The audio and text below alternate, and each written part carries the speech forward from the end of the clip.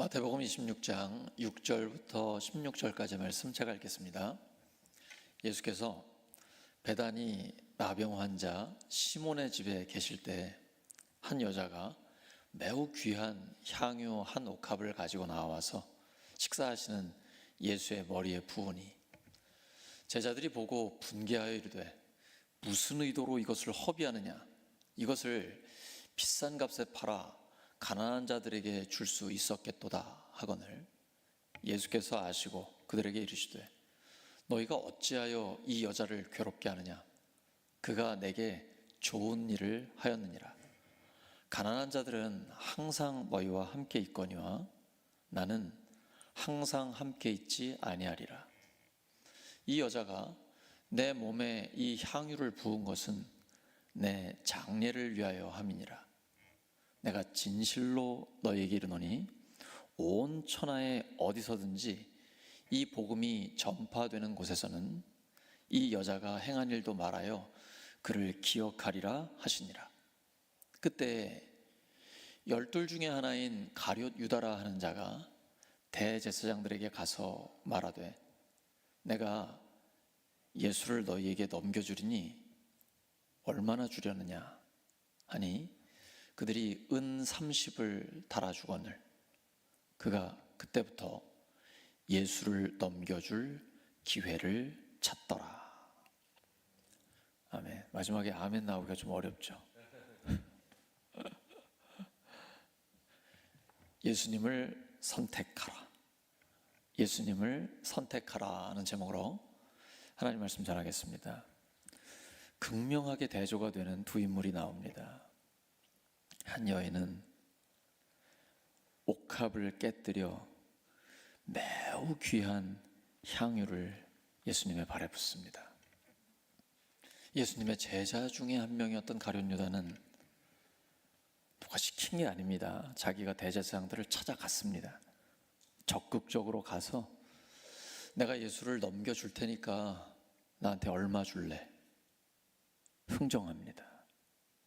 그리고 그때부터 예수님을 팔 기회를 호시탐탐 노리고 있습니다. 왜냐하면 6월절이 되면 수많은 사람들이 예루살렘에 모이게 되고 많은 사람들이 예수님을 따르고 있기 때문에 그 군중들 속에서 예수님을 잡기가 어려운 거죠. 그래서 그 전에 예수님을 잡을 기회를 노리고 있는 겁니다. 이 여인은 여기 이름 없는 여인으로 나옵니다. 근데 마태, 마가, 누가, 요한복음에 이 이야기가 다 나와요. 막달라 마리아라고 보기도 하고 예수님께서 나사로야 나오라 해서 죽은 지 4일 만에 살리신 나사로의 여동생 마리아로 보기도 합니다. 또는 이 똑같은 향유를 부은 사건이 3번 있었다고 보기도 하거든요. 어쨌든 다양한 신학적 견해가 있습니다만 분명한 것은 이 향유가 매우 비싼 것이라는 겁니다. 300데나리온, 노동자 한 사람의 하루 일당이 1데나리온인데 300데나리온이면 1년치 연봉에 해당이 되죠. 수천만 원이라고 봐도 되고. 그러면 가룟 유다는 예수님을 은 30에 팔았습니다. 은으로 된 건 데나리온도 은이고 세겔도 은이에요. 데나리온 30데나리온이면 한 달치 월급이고 한 세겔이면 4달치 월급입니다. 그거 받고 예수님을 팔아버린 것이죠. 가룟 유다는 예수님의 12제자 중에 한 명입니다. 예수님의 선택을 받은 사람이에요. 예수님 바로 옆에서 예수님의 말씀을 들었습니다. 예수님이 죽은 자를 살리는 거, 불치병자들을 고치시는 거, 그리고 환하게 웃으시는 거, 재밌게 농담하시는 거, 예수님과 함께 생활하면서 그분을 바로 옆에서 본 사람입니다. 3년 동안이나 함께 했습니다. 그러나 그에게는 예수님을 볼 수 있는 안목이 없었습니다. 이 여인은 예수님의 제자가 아니에요. 근데 그녀는 예수님의 사랑을 깊이 경험했습니다. 만약에 막달라 마리아라면 그녀는 7 귀신 들린 여자였습니다. 근데 예수님께서 그 귀신들을 쫓아내 주셨고 삶을 완전히 바꿔주셨습니다. 죽은 나사로가 살아났는데 그 나사로의 여동생 마리아라면 자기 오빠가 죽음으로 집안이 완전히 무너졌는데 예수님이 오빠를 살리면서 집안이 다시 일어났거든요. 이거보다 더 감사한 일이 어디 있겠어요? 그분 앞에 몇 천만 원이 뭐가 문제가 되겠어요? 그 향유는 굉장히 비싸고 귀한 거거든요. 원액을 그대로 담아둔 것입니다. 이 향유는 일반적인 상황에선 쓰이지 않고 장례식 때 쓰입니다. 이스라엘은 동굴을 파가지고 시신을 거기다 놓고 앞에 돌로 문을 닫거든요. 그리고 이 살이 다 썩으면 대략 한 1년 뒤에 뼈만 모아가지고 두 번째 장례를 치릅니다. 근데 이 시체가 썩을 때 냄새가 얼마나 심하겠어요? 맡아보셨어요? 저는 그런 경험이 없어가지고 그냥 상상만 해보는데 상상을 초월하겠죠? 그거를 막기 위해서, 그 냄새를 좀 중화시키기 위해서 향유, 향기름의 원액을 사용하는 겁니다. 그래서 꼭 막아두기 위해서 이 7, 8cm 정도 되는 기름병을 엘러베스터라고 하는데, 이것도 아주 고급 병입니다. 그걸 완전히 밀봉을 내놓거든요. 그래서 사용할 때는 깨뜨려서 사용을 해야 돼요. 그 정도 사랑을 받았기 때문에 예수님 앞에 나의 가장 귀한 것을 드리는 것이 전혀 아깝다는 생각을 할 수 없는 거죠. 성경시대에 집에 손님이 오면 귀한 손님에게 그 머리 위에 기름을 붓는 것은 일반적인 거예요. 하지만 이렇게 비싼 향유는 붓지 않습니다. 근데 이 여인은 예수님의 사랑을 너무 많이 받았기 때문에 내가 가진 가장 좋은 거를 아낌없이 드리게 되는 것이죠. 또 다른 복음서에 보면 이제 머리에도 붓고 발에도 붓고 하니까 그 발에, 예수님의 발을 머리카락으로 닦아드리는 모습도 나오잖아요. 근데 이걸 보고 제자들은 분개합니다. 왜 이렇게 낭비를 하냐고. 근데 요한복음에 보면 그 얘기를 한 사람이 가룟 유다예요. 이거 팔면 1년치 연봉이 나오는데 가난한 자들을 얼마나 많이 도와줄 수 있겠냐고. 자기는 돈꾀를 맡은 사람이에요. 헌금을 관리하는 사람입니다. 재정관리자예요. 근데 아무도 모를 때 헌금을 훔치는 사람이거든요. 가난한 사람을 진짜 도우려고 하는 게 아니고 돈에 대한 욕심이 그에게 있는 거죠. 가룟 유다는 도대체 왜 예수님을 팔았을까요? 다양한 신학적 견해가 있습니다.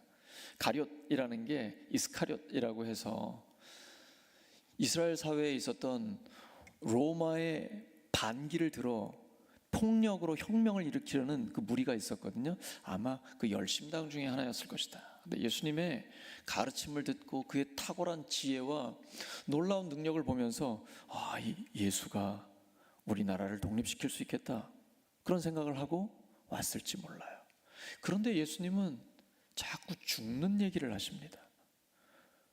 군사적 지도자, 정치적 지도자는 끝까지 살아야 되잖아요. 근데 자꾸 죽는 얘기를 하시고 그 다음 부활 얘기를 하세요. 이건 유다가 받아들일 수가 없는 거죠. 그래서 차라리 팔아버리자. 어쩌면 그 돈으로 구제할 생각을 했을지는 모르겠지만, 아니면 그 돈 욕심이 나서 예수님을 겨우 은 30에 팔아버리게 되는 것이죠. 우리는 어떻습니까? 가룟 유다를 욕할 수 있을까요? 모든 사람 안에는 어느 정도는 가룟 유다가 있습니다. 늘 우리는 선택을 해야 합니다. 돈이냐 예수님이냐. 가룟 유다는 돈만 된다면 예수님을 파는 것은 문제도 되지 않았습니다. 그것도 입맞춤으로 팔아버렸습니다. 한번 얼굴을 상상해 보십시오. 예수님을 팔려고 예수님 앞에 나왔던 가룟 유다의 그 얼굴, 굉장히 이중적이죠. 우리는 이것과의 싸움을 해야 합니다. 누구도 가룟 유다를 정죄할 수 없습니다.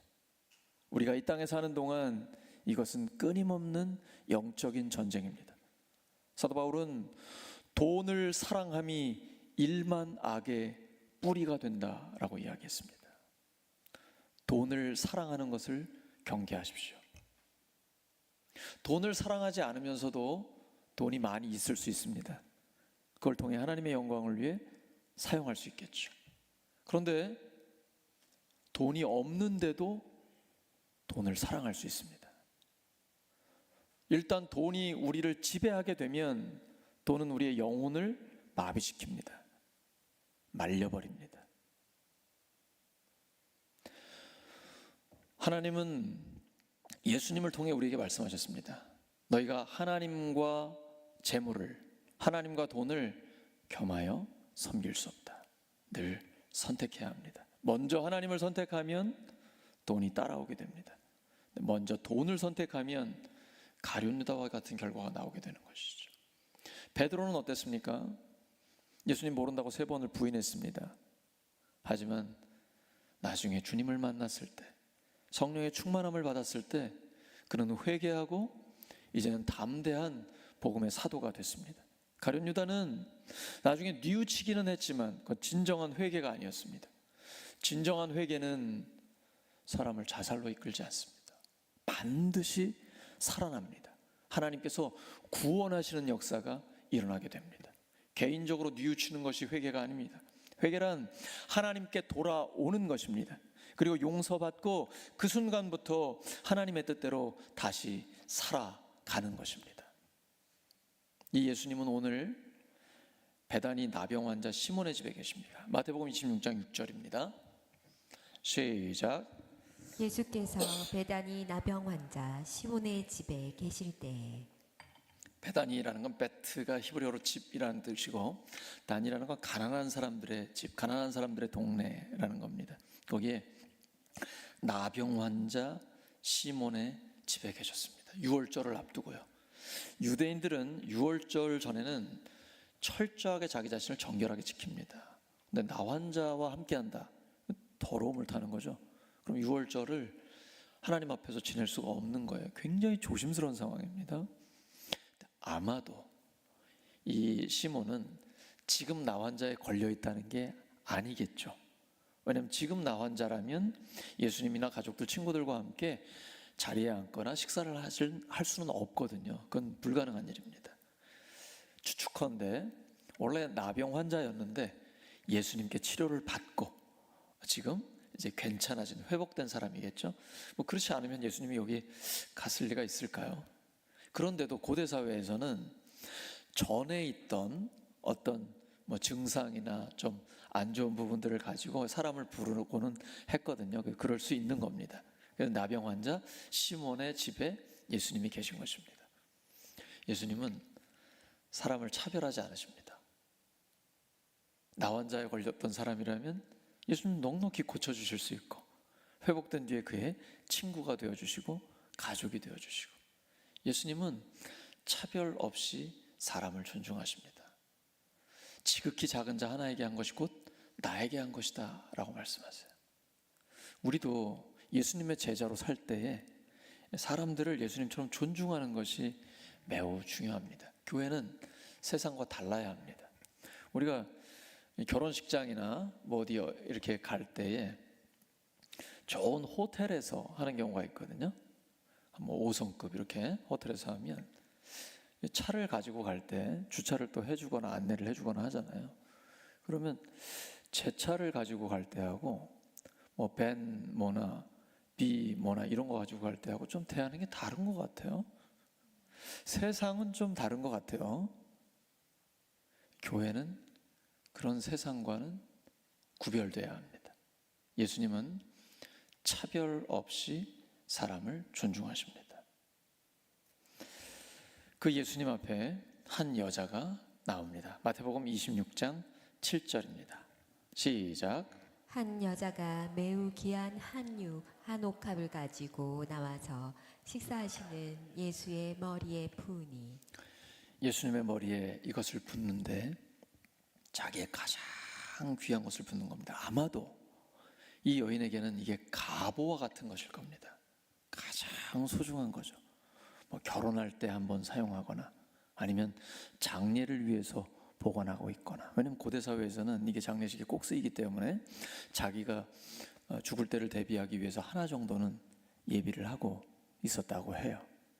그렇게 가장 소중한 것을 아낌없이 예수님께 깨뜨려 그의 머리에 붓습니다. 예수님의 사랑을 너무나 크게 받았기 때문에 내 모든 것, 가장 귀한 것을 드리는 것이죠. 이게 예배입니다. 예배란 나를 위해 자기의 몸을 깨뜨리시고 피를 흘리신, 생명을 내어주신 예수님 앞에 나의 가장 소중한 것을 드리는 것입니다. 그러니까 예배의 초점은 오직 하나님께 맞춰져 있어야 합니다. 예수님은 우리를 위해 쓰다 남은 것을 주신 게 아닙니다.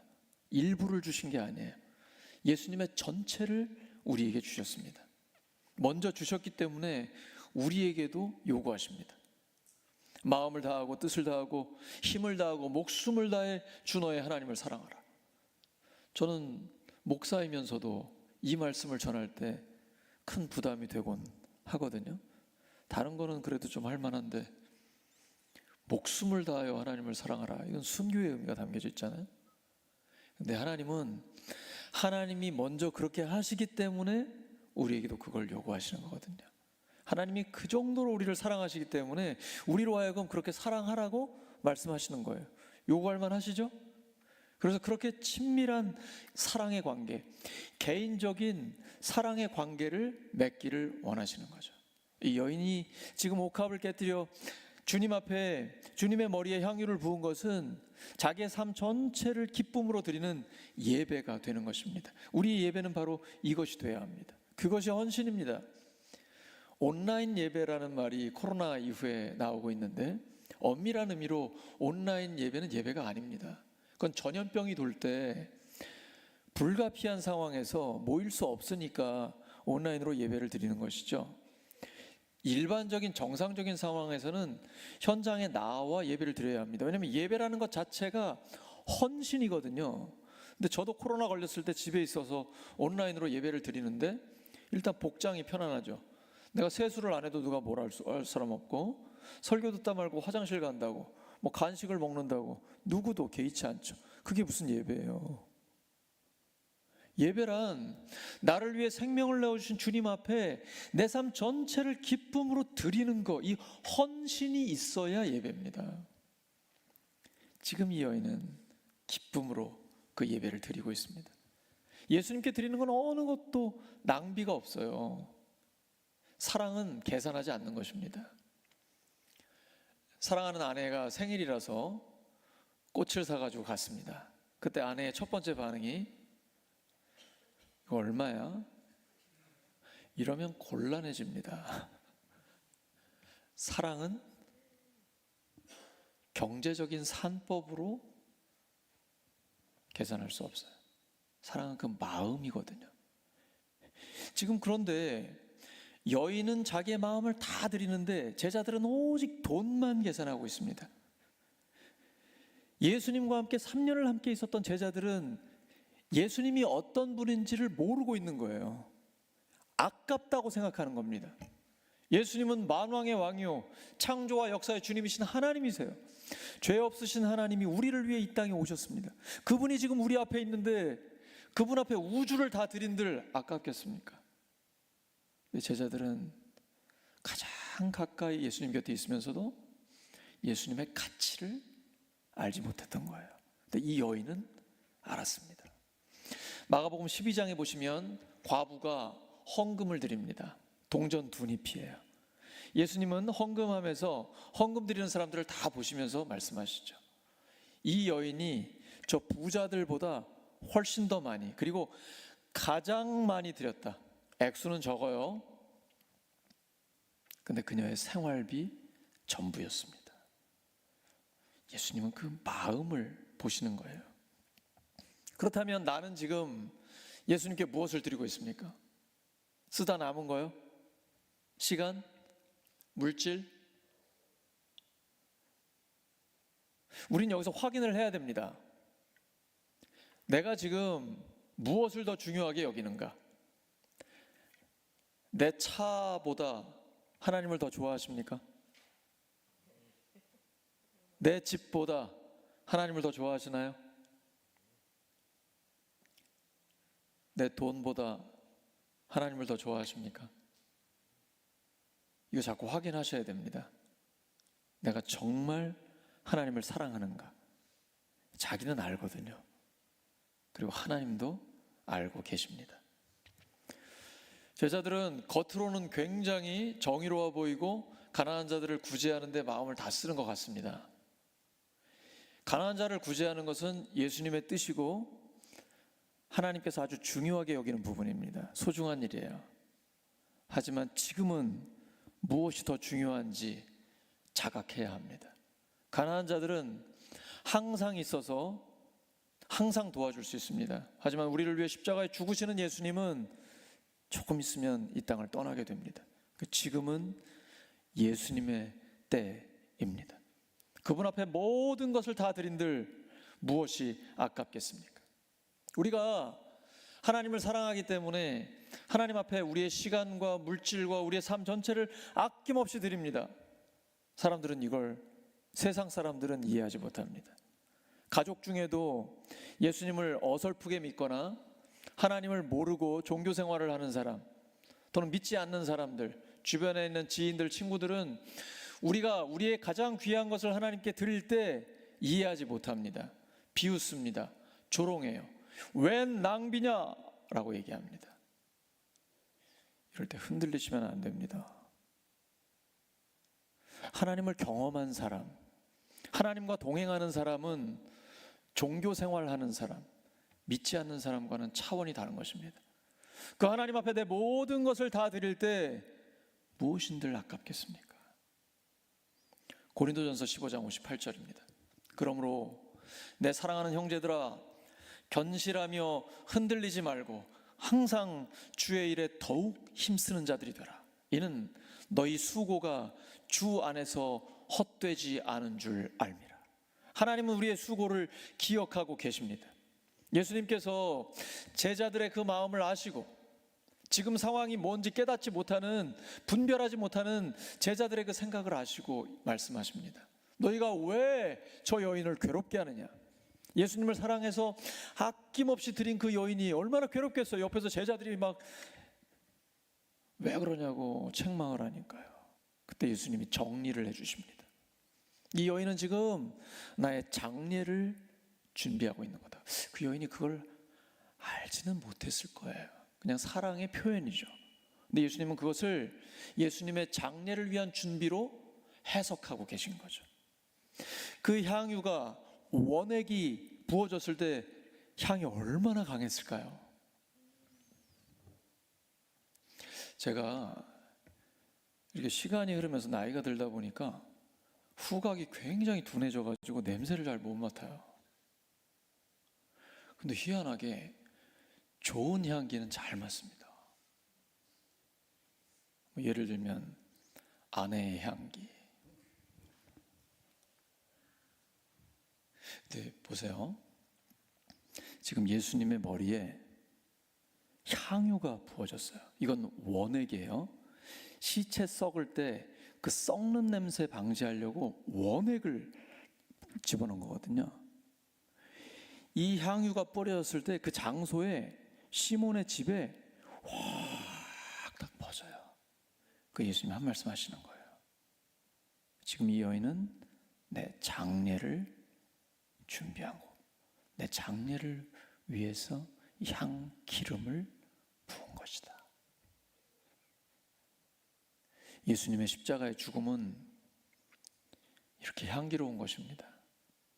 그 고난은 아픔이고 말로 표현할 수 없는 슬픔이고 고통이지만 예수님은 그것을 하나님께서, 지금 아버지께서 예수님의 머리에 향유를 부으시는 것으로 해석하신 거예요. 그래서 아름다운 십자가의 죽음을 준비하고 계신 것입니다. 이때 가룟 유다가 나옵니다. 마태복음 26장 15절과 16절입니다.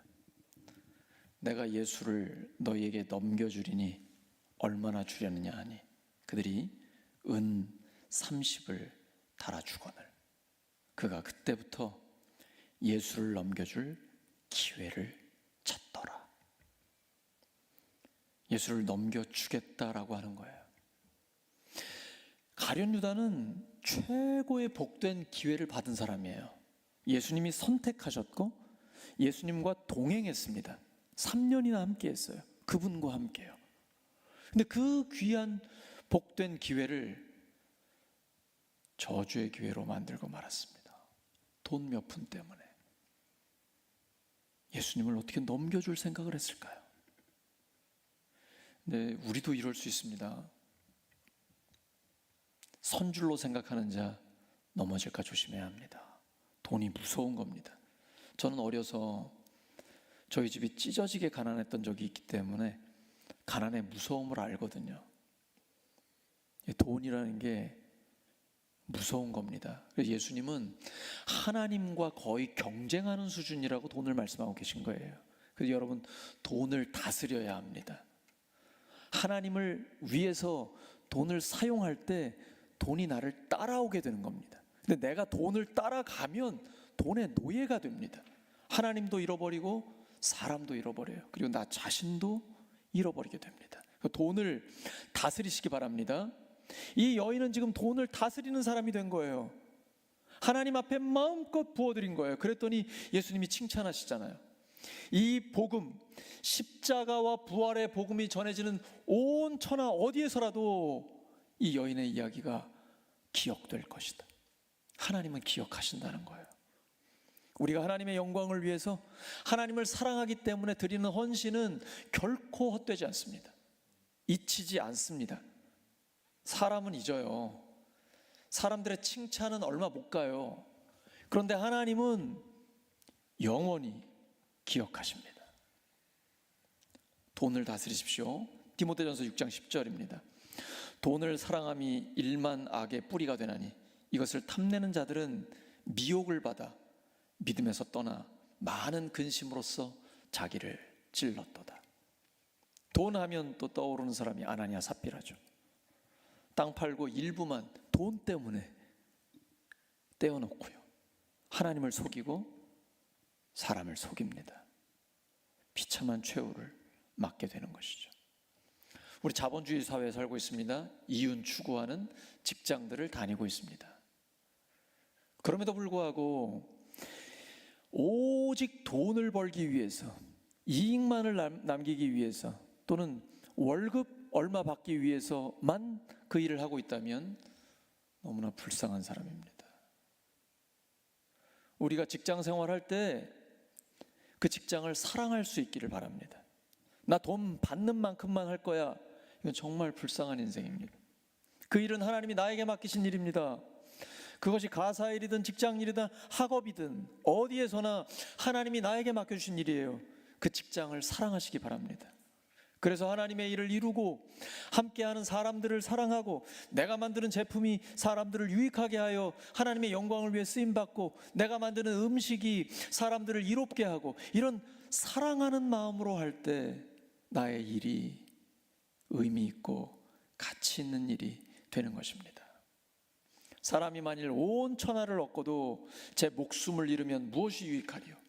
예수님은 한 영혼이 천하보다 더 귀하다고 말씀하셨습니다.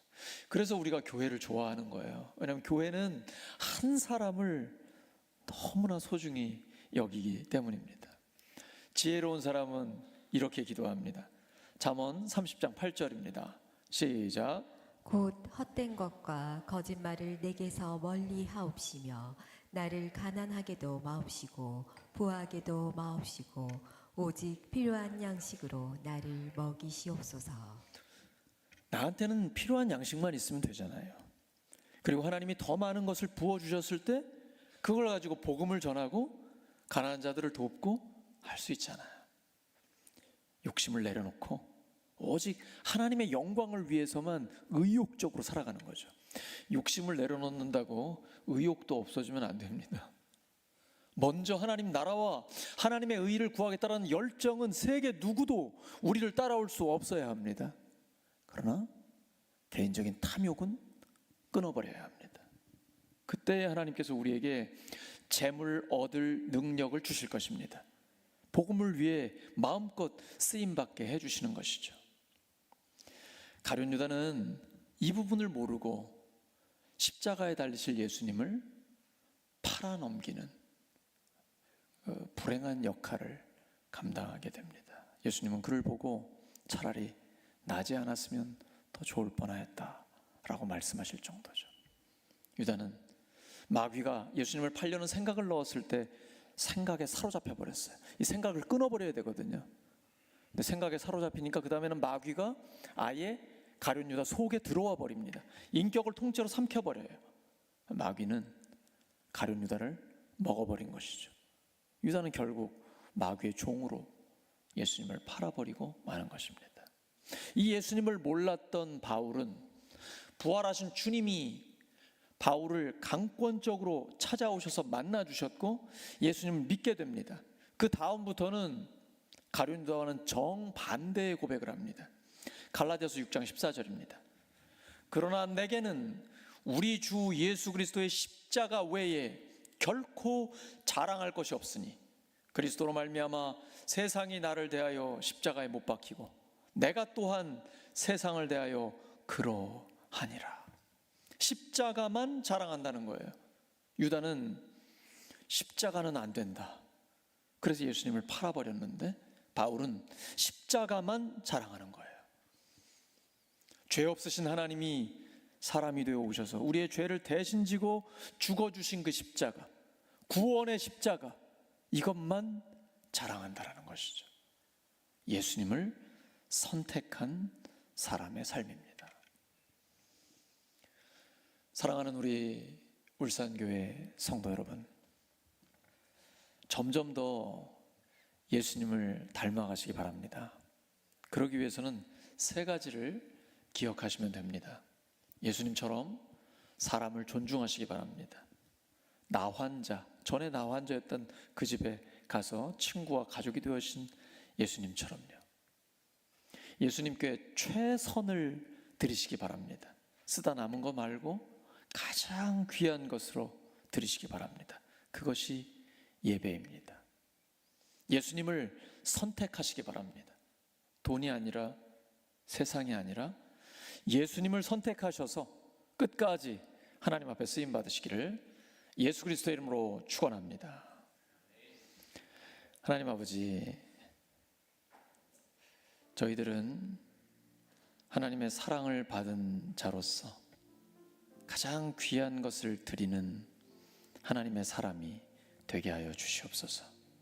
예수님처럼 차별 없이 사람을 존중하고 예수님께 최선을 드리는 예배자가 되며 돈이 아니라 세상이 아니라 늘 예수님을 선택하는 지혜로운 하나님의 사람 되게 해 주시옵소서. 예수님의 이름으로 기도드립니다.